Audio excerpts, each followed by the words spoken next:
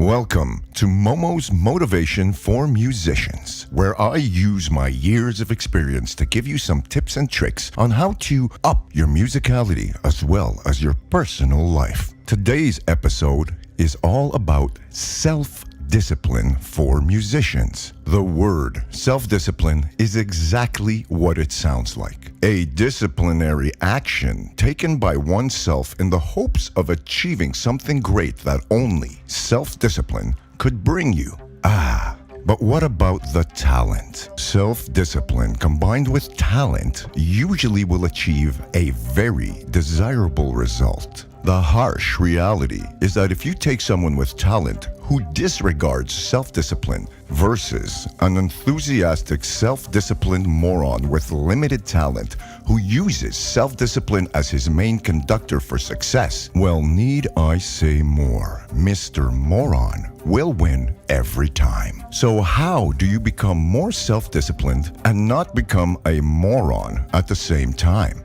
You start by understanding that talent and self-discipline, while they do mix really well together, are two different things altogether, capable of being used together and apart. As an autonomous self-learner and avid research maniac, it already puts me in a self-disciplinary atmosphere. Putting a little more passion and action into your research skills will automatically start giving you a kind of self-discipline that will train your brain to want more, and as long as you are searching for the good shit and not the stupid shit, you will move on to your next discipline, which is putting all of this to use towards your music or your project. Going a little deeper than constantly checking out all those demos and tutorials that you wait forever to put into use, if ever, is already out of discipline. I believe that a big part of self-discipline is knowing when to say when and actually apply what you've learned within minutes or hours. The kind of self-discipline that doesn't include all the voluntary times that you just played your instrument for hours, playing the greatest riffs you'll never hear again because you didn't have the discipline to record everything you do. And then the discipline to listen and analyze every note, not procrastinate, and just become a better player, writer,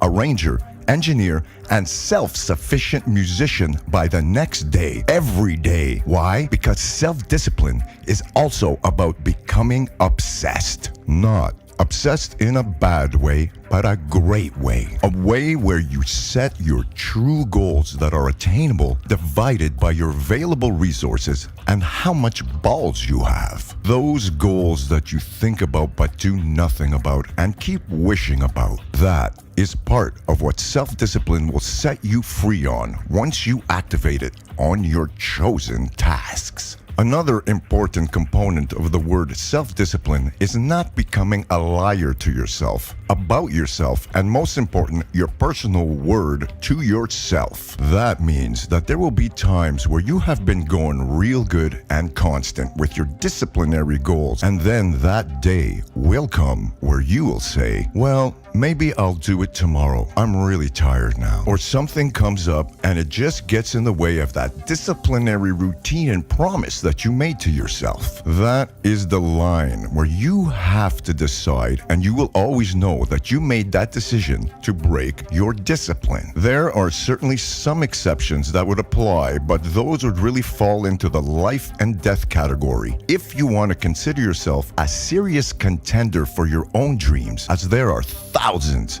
of people who want the same thing all over the world right now and are willing to do what it takes. And what it takes is massive self-discipline. What is the key to starting off with a self-disciplinary campaign for your life's dream that actually works for you? In plain English, one thing at a time from the beginning until you understand it with your eyes closed and you can recall it and see it within your mind's eye. That requires huge self-discipline to start with. Don't bite off more than you can chew. Only discipline yourself for one component and task at a time. Do this for several weeks before you introduce your mind to the next task, which will just fall into place with the prior one until you actually become self-disciplined. All this by your own design and your own custom-tailored self-discipline plan and conscious choice that you respected. And that's where the self-discipline starts to shine and pay off for you, your music, and everyone around you. Get ready to feel the residual effects that will come in the form of everything you wish your next level was. And it will all be achieved by you jumping on board, tuning up, and turning up the volume on the word self-discipline.